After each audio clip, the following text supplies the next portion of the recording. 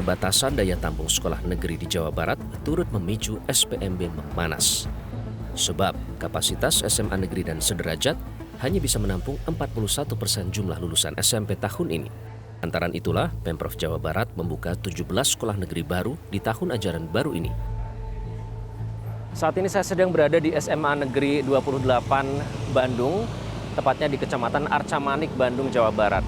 Nah, sekolah ini akan menampung 216 siswa baru di tahun ajaran baru 2026 ini. Namun ada satu permasalahannya. Sekolah ini belum ada bangunan gedungnya. Kita akan lihat seperti apa.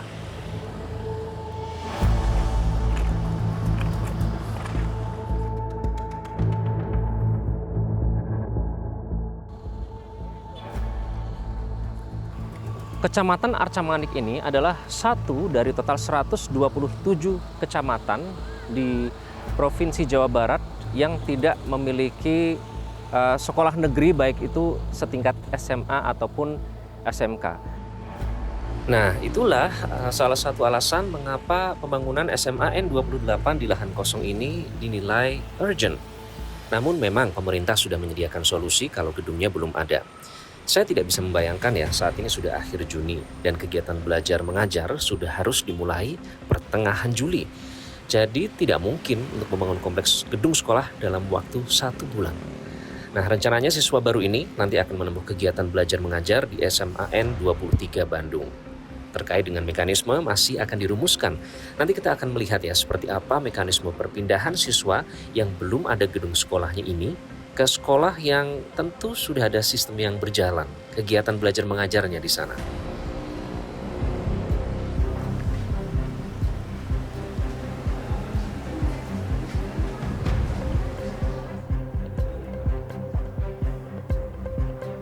Tahun ajaran baru sudah mulai Juli ya Bu, pertengahan Juli ya.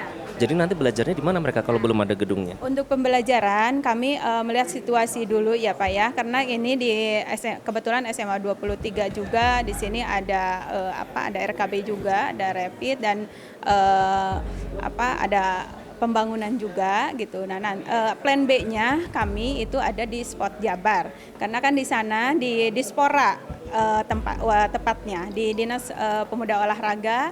Di sana kami akan ada beberapa ruangan yang bisa ditempati oleh kami karena kita memerlukan kan 6 kelas. Merespon kegaduhan SPMB, Pemprov Jawa Barat juga menawarkan sekolah swasta gratis. Namun kebijakan ini disambut dingin oleh pihak swasta. Calon murid yang tidak lolos SPMB nantinya akan difasilitasi dengan kebijakan SSK atau sekolah swasta kerjasama. Namun ada yang menyebut bahwa kebijakan ini seolah ingin menenangkan para siswa yang tidak lolos tersebut. Dan bagaimana perencanaan sejauh ini, kita akan langsung meminta konfirmasi kepada perwakilan Forum Kepala Sekolah Swasta. Kalau dari segi sosialisasi dan juga untuk kerjasama yang dijalin ini Pak, apakah ideal Pak kalau dari rentang waktunya? Oke, kalau berbicara ideal ya belum ideal gitu kan. Kenapa? Karena ini kan program yang dilaksanakan mendadak gitu kan. Seharusnya pemerintah Provinsi Jawa Barat dan Dinas Pendidikan Provinsi Jawa Barat kalau mau mengadakan program seperti ini sudah dilakukan pada waktu saat proses sebelum dilaksanakannya SPMB gitu kan. Mengantisipasi kekisruhan kemarin muncullah kegiatan program-program ini gitu kan.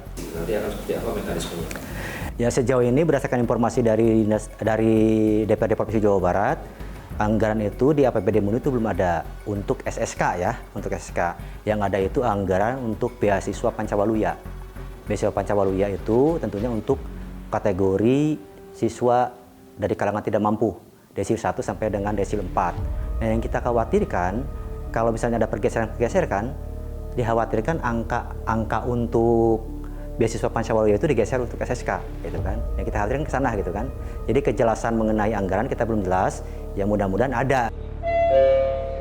Hasil investigasi Komisi 5 DPRD Provinsi Jawa Barat menemukan 5 permasalahan dalam SPMB 2026 di Jawa Barat.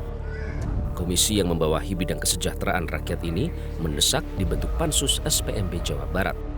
Kami kemarin dari Komisi 5 itu memutuskan melakukan pansus gitu ya. Melakukan pansus itu ada penelitian gitu ya terkait masalah kegaduhan ini.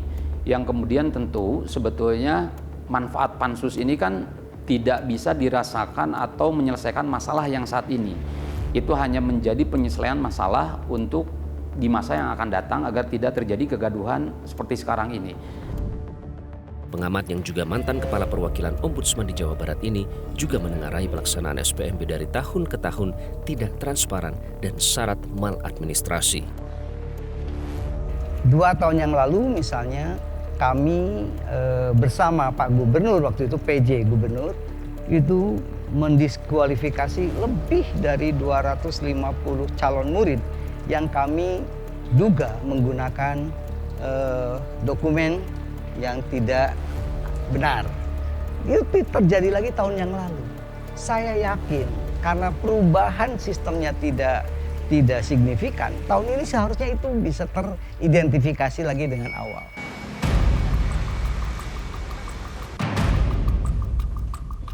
Ditemui realitas pekan lalu, Kepala Dinas Pendidikan Provinsi Jawa Barat mengaku siap diaudit terkait keruwetan SPMB 2026. Kalau dari aspek nilai bisa diaudit kok, akuntabel ya. Kita rumusnya juga kita tampilkan ada kan. Jadi dari aspek scoring itu bisa dipertanggungjawabkan dan kami jamin. Kalaupun misalnya yang tidak sesuai, kita bisa buktikan. Kemudian kalaupun terbukti bisa kita diskualifikasi.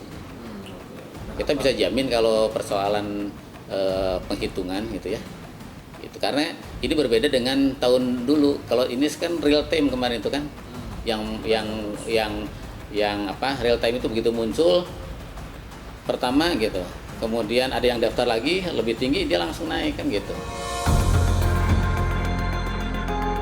Ketatnya perebutan kursi sekolah negeri sejatinya tidak melulu dipicu hasrat gengsi semata. Namun sebaliknya, menggambarkan sebuah fenomena gunung es, potret akses pendidikan yang belum adil dan merata bagi setiap warga negara.